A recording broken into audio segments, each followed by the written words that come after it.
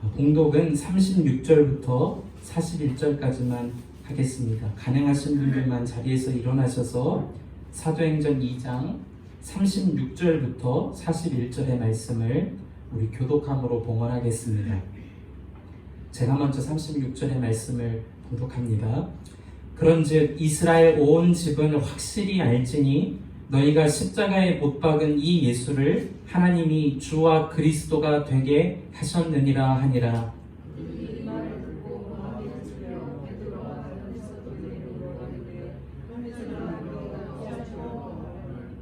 베드로가 이르되 너희가 회개하여 각각 예수 그리스도의 이름으로 세례를 받고 죄 사함을 받으라. 그리하면 성령의 선물을 받으리니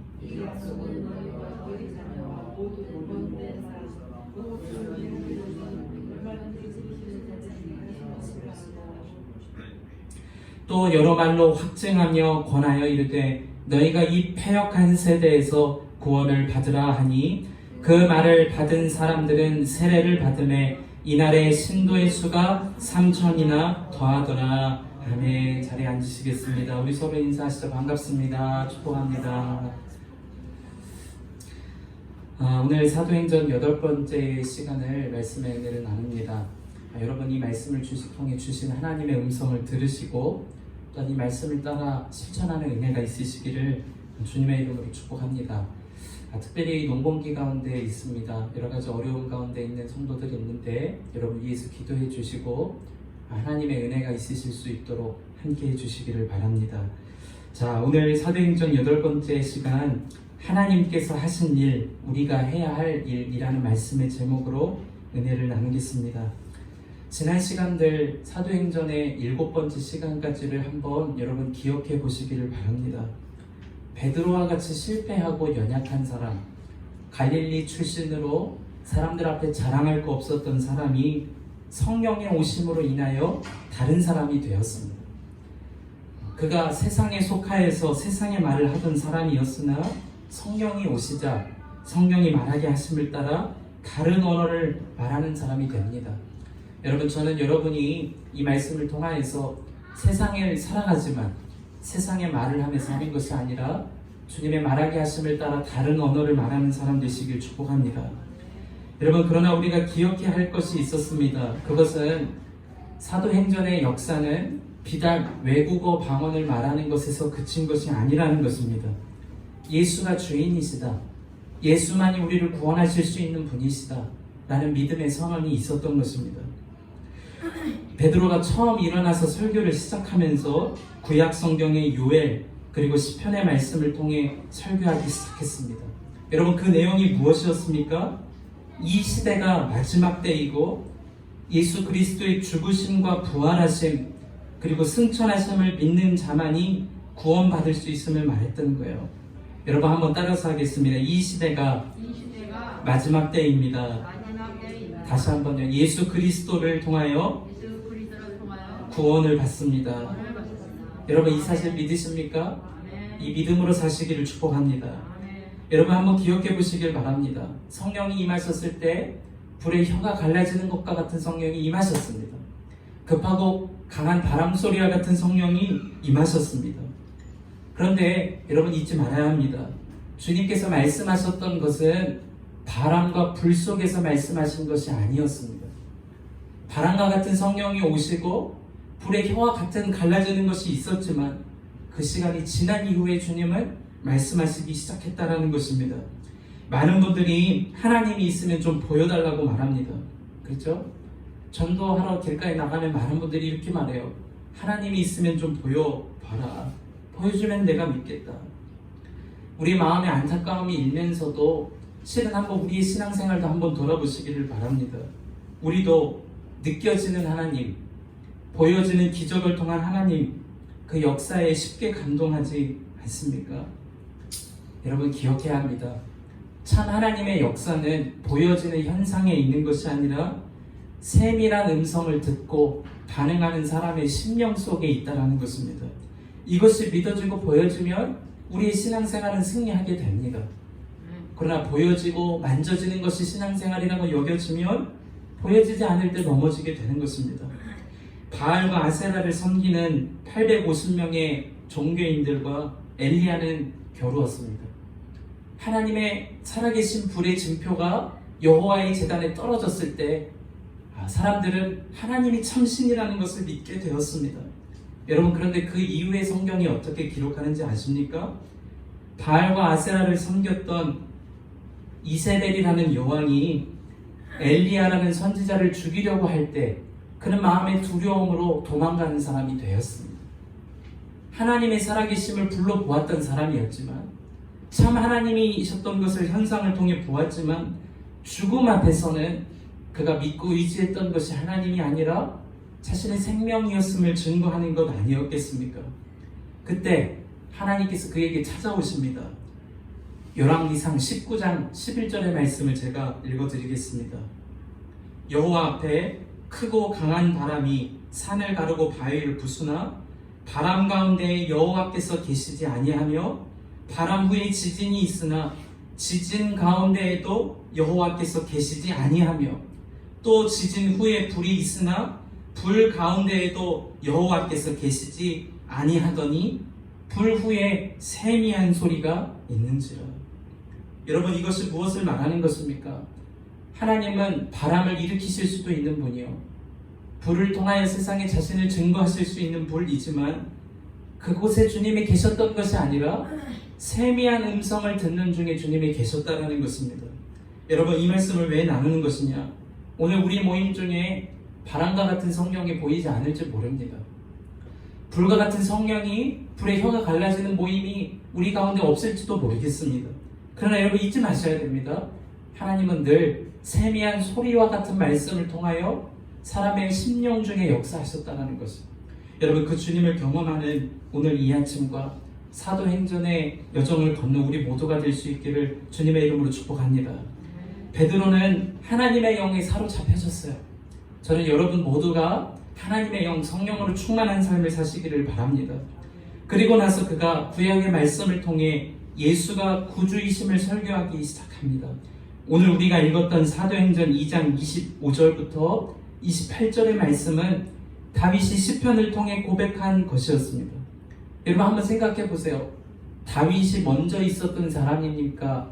육체를 입으신 예수님이 먼저 계셨던 분입니까? 사람의 상식으로는 다윗이 훨씬 이전의 사람이었을 것입니다. 그러나 다윗은 믿음으로 예수 그리스도의 죽으심과 부활하심을 보았다고 베드로가 성령 충만하여 설교하기 시작한 것입니다. 여러분, 29절부터 33절의 말씀을 제가 읽어드리겠습니다. 형제들아, 내가 조상 다윗에 대하여 담대히 말할 수 있노니 다윗이 죽어 장사되어 그 묘가 오늘까지 우리 중에 있도다. 그는 선지자라 하나님이 이미 맹세하사 그 자손 중에서 한 사람을 그 위에 앉게 하리라 하심을 알고 미리 본 고로 그리스도의 부활을 말하되 그가 음부에 버림이 되지 않고 그의 육심이 썩음을 당하지 아니하시리라 하더니 이 예수를 하나님이 살리신 일이라. 우리가 다 이 일의 증인이로다. 하나님이 오른손으로 예수를 높이심에 그가 약속하신 성령을 아버지께 받아서 너희가 보고 듣는 이것을 부어주셨느니라. 여러분, 무엇을 말하는 것입니까? 예수님, 육신을 입고 오신 예수님이 오시기 수세기 이전의 사람이었던 다윗이 이미 믿음으로 예수 그리스도의 죽으심을 봤다는 것입니다. 부활하심도 보았다라는 것입니다. 뿐만 아니라 제자들이 경험한 성령을 받는 사건을 이미 그가 믿음으로 보았음을 선언하는 거예요. 여러분, 우리에게도 성경 말씀을 통해 우리에게 일하시는 주님을 볼 눈이 열려지기를 주님의 이름으로 축복합니다. 베드로에게 역사하셔서 그것을 가능하게 하신 주님이라면 우리에게 왜 하지 못하시겠어요? 오늘 그 베드로를 통한 설교의 두 번째 은혜를 나눌 것입니다. 오늘 이 말씀 안에서 주시는 은혜를 품고 세상을 나아가는 저 여러분 될 수 있기를 바랍니다. 여러분, 오늘 우리가 읽었던 37절의 말씀입니다. 우리가 이 말씀을 같이 한번 다시 읽겠습니다. 시작. 그들이 이 말을 듣고 마음에 찔려 베드로와 다른 사도들에게 물어 이르되 형제들아, 우리가 어찌할꼬 하거늘. 여러분, 경건한 유대인들과 디아스포라 유대인들, 그리고 유대교의 종교적 신념으로 무장되었던 이들의 공통점이 있습니다. 그것이 무엇입니까? 교만함, 그리고 자신의 행동을 통한 자기 만족이었습니다. 자기 열심과 말씀을 준행하는 행실을 통하여 구원받을 것이라는 생각을 가지고 있었던 거예요. 그러니 여러분 생각해 보세요. 날마다 하루에 3번 성전에 올라서 기도하고 말씀으로 율법을 철저하게 준행했었던 그들에게 회개가 있었겠습니까? 예수님의 설교 속에서도 종교인이었던 사람은 시장 어귀에 서서 기도했지만 자신을 죄인이라고 알았던 사람은 하늘을 쳐다보지도 못하고 기도하던 사람이었어요. 종교인들은 교만 가운데 있었던 것입니다. 여러분, 그런데 한번 보십시오. 성령이 오셔서 베드로를 통하여 당신들이 사는 시대가 지금 마지막 때다. 심판이 반드시 있다. 인생은 끝날 것이고 예수 그리스도 죽으시고 부활하신 그분만이 구원자이시다 말씀을 하게 하실 때 사람들의 마음이 녹아지기 시작했어요. 돌같이 굳어져서 교만 가운데 있었던 이들의 탄식하는 소리가 터져나오기 시작했어요. 37절에 뭐라고 말씀하는 것입니까? 형제들아, 우리가 어찌할꼬 하거늘. 저는 우리 한사랑의 모든 교우들이 주일마다 이러한 믿음의 고백이 있으시기를 바랍니다. 말씀을 듣고 그저 마음의 평안함을 누리고 구원받았다 스스로 자만하며 사는 것이 아니라 내가 어찌해야 하는가? 주여, 제가 어찌해야겠습니까? 회개가 터져나오는 은혜가 있으시기를 바랍니다. 베드로와 같이 연약하고 쓸모없어 보였던 사람에게도 성령이 역사하시자 회개가 터져나오는 설교가 일어나기 시작했어요. 여러분, 성령의 역사하심으로 마음이 녹아진 사람은 마음이 찔림을 받아들일 은혜가 열려있는 것입니다. 여러분 스스로 한번 점검해 보시길 바라요. 나는 말씀을 들으면서 찔림을 통하여 회개로 나아가는 은혜 중에 있는가? 아니면 마음의 찔림이 분노로 변하여지고 말씀을 더욱 멀리하게 하는 사람이 되는 것인가? 사도행전 2장에 기록되었던 회심에 있었던 사람들도 설교를 듣고 우리가 어찌할꼬 회개했지만 여러분 그거 아십니까? 뒤편에 소개되어지는 사도행전 7장에 있는 스데반의 설교를 들었던 사람들의 모습을 보세요. 마음이 찔리자 분노가 일어나기 시작했습니다.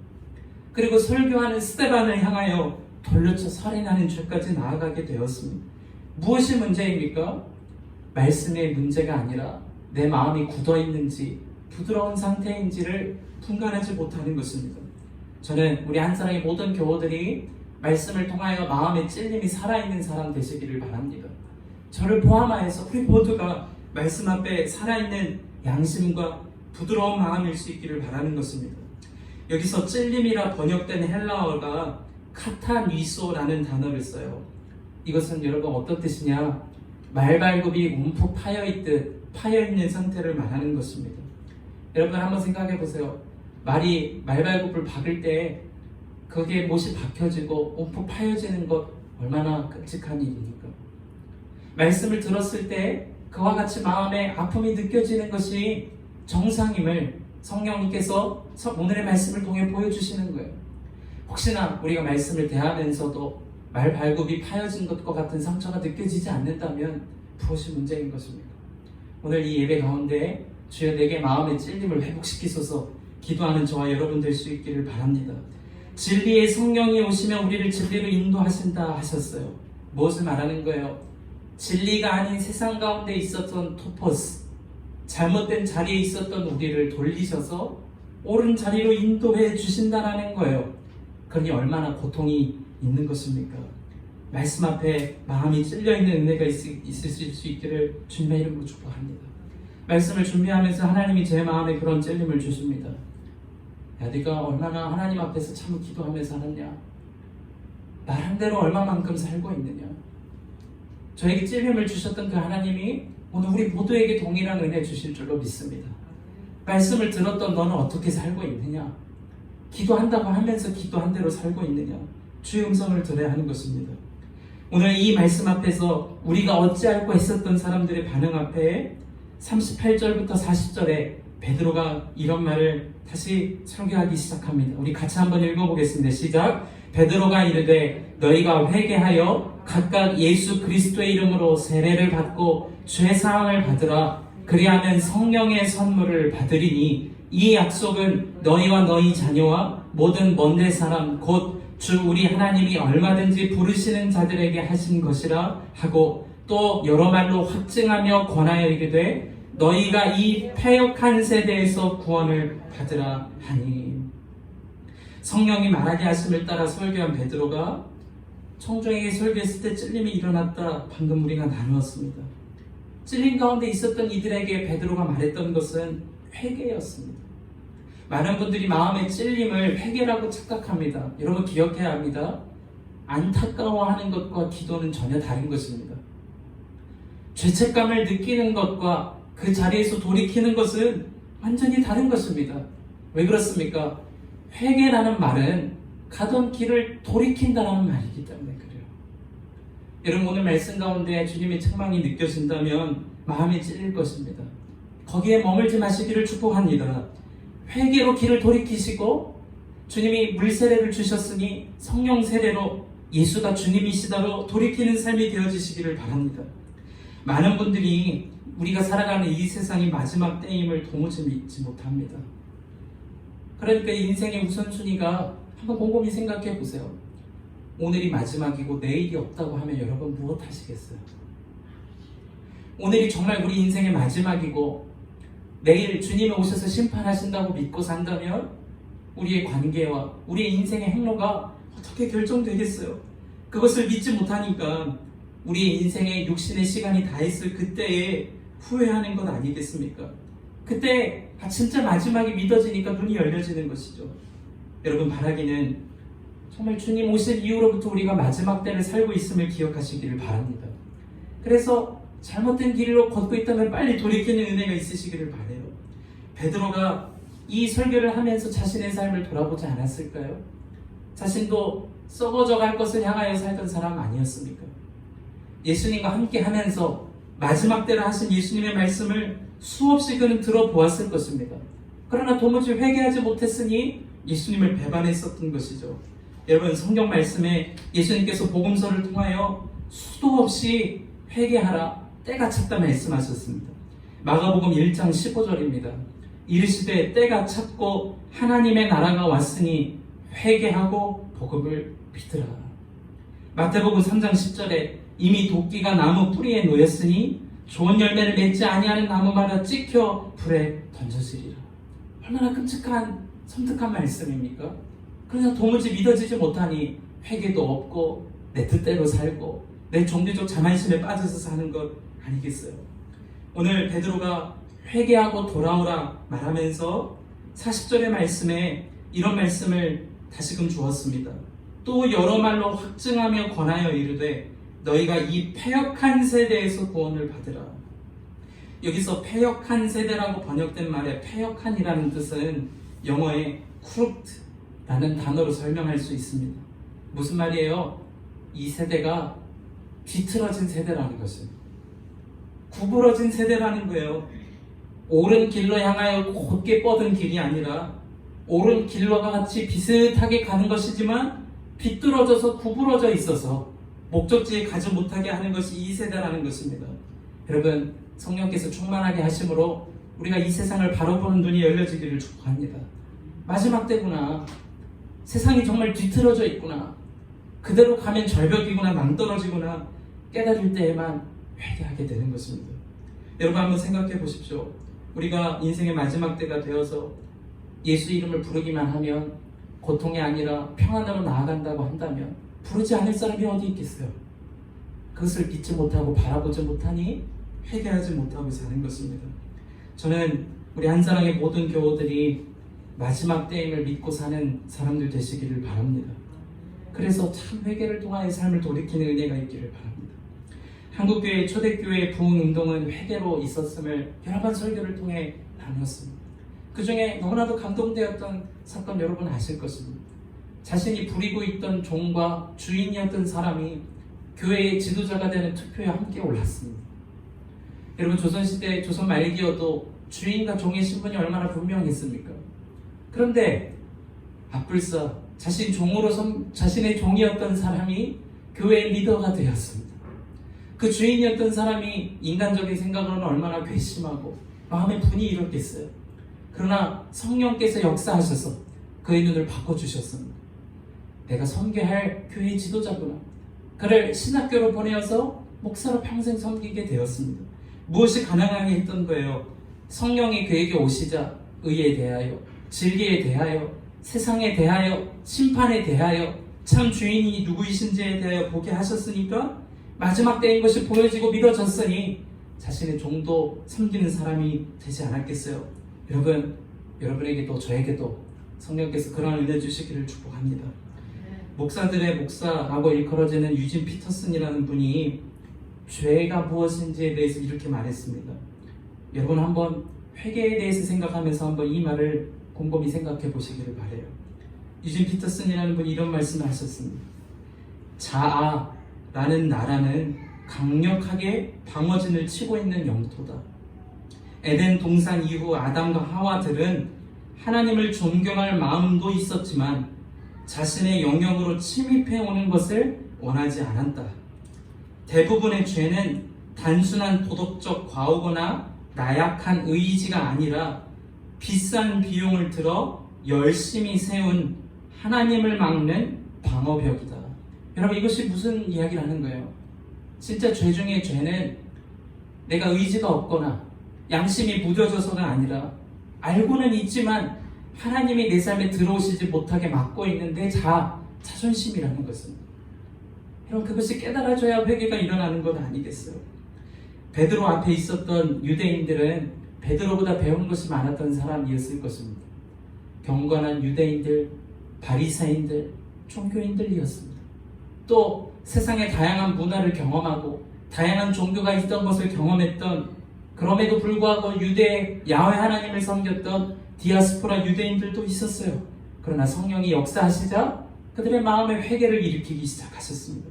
저는 우리 한사랑에 있는 성도의 삶이 하나님 앞에서 참 회개하게 하시는 성령을 통한 삶이 되시기를 축복합니다. 그런 역사가 있을 때 달라졌어요. 오늘 우리가 읽었던 마지막 절 41절의 말씀에 이런 놀라운 결과를 소개하고 있습니다.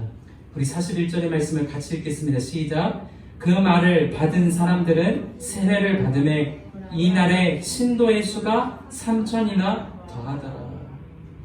여러분, 저는 이러한 역사가 우리 지역 가운데 일어나기를 간절히 소망합니다.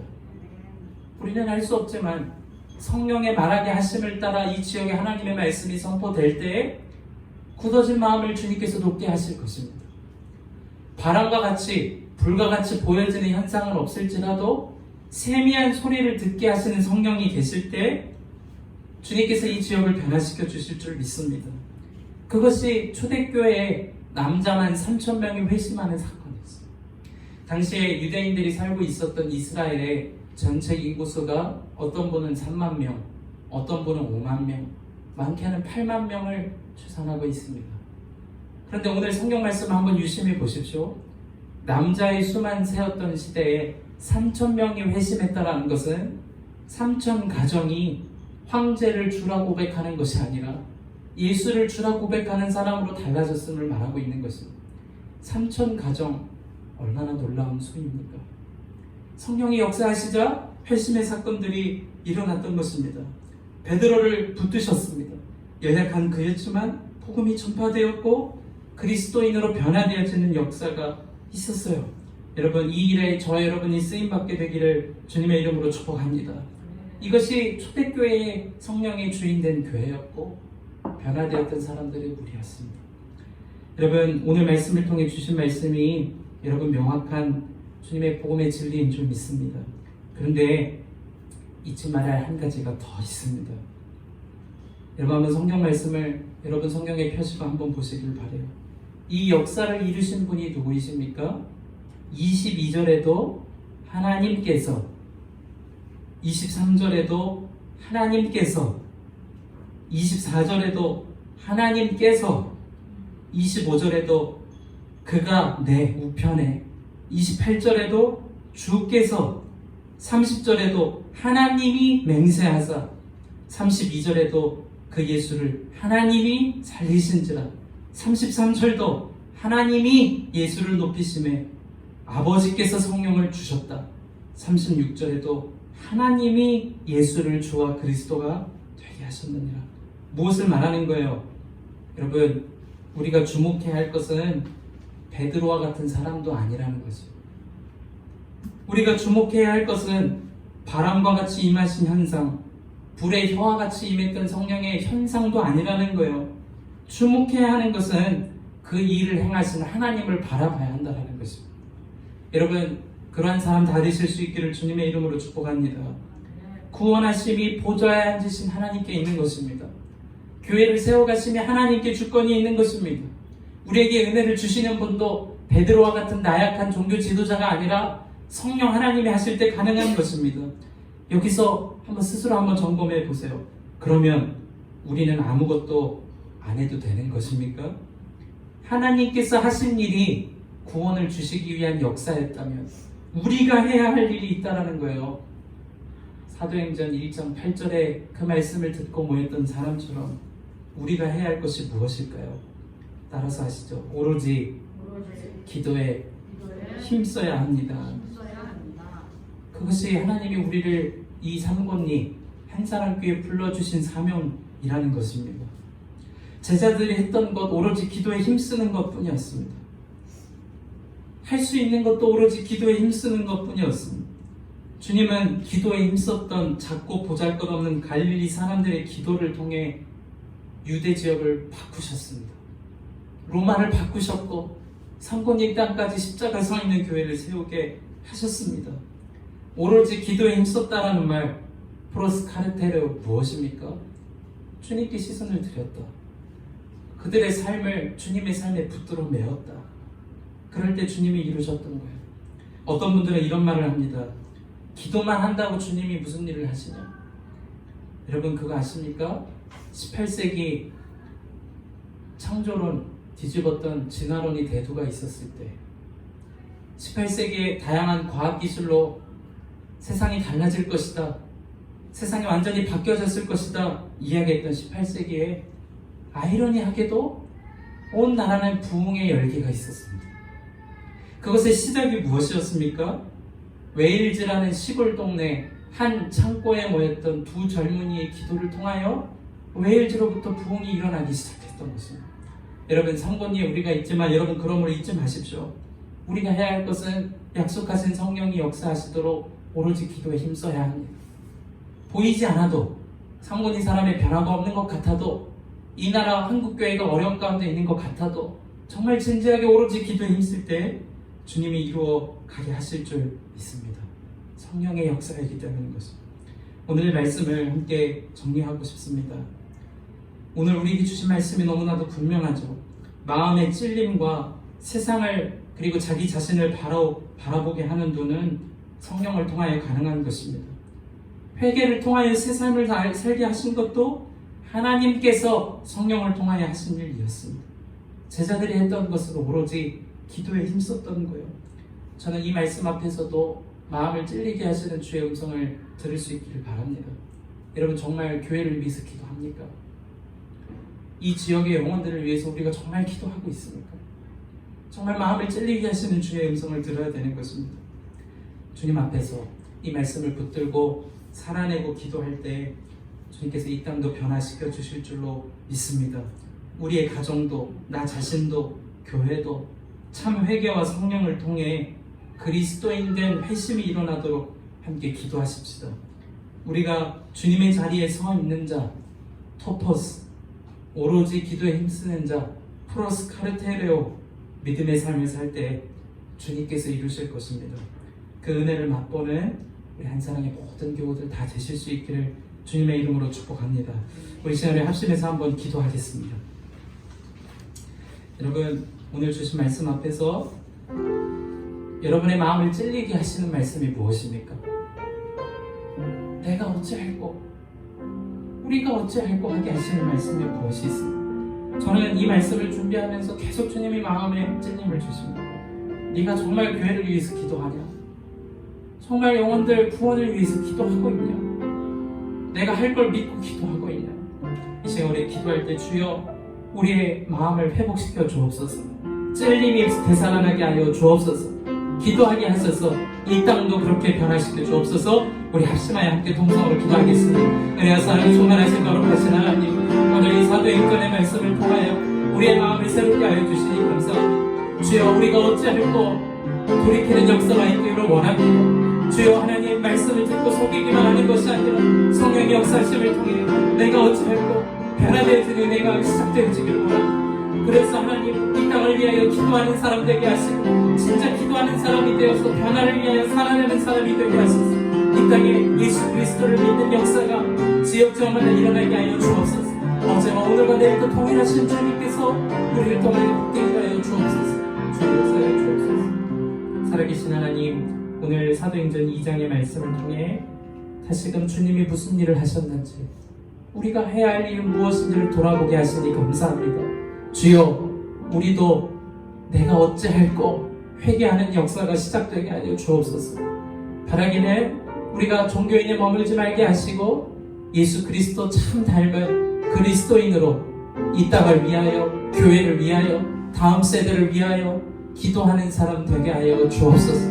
그럴 때 주님께서 이 시대 가운데 새 부흥을 주실 줄로 믿습니다. 우리 한 사람 교회를 그 일에 쓰임받게 하여 주옵소서. 모든 것 주께 감사하며 의지하고 우리 함께 하시는 예수 그리스도의 이름으로 간절히 기도하옵나이다. 아멘.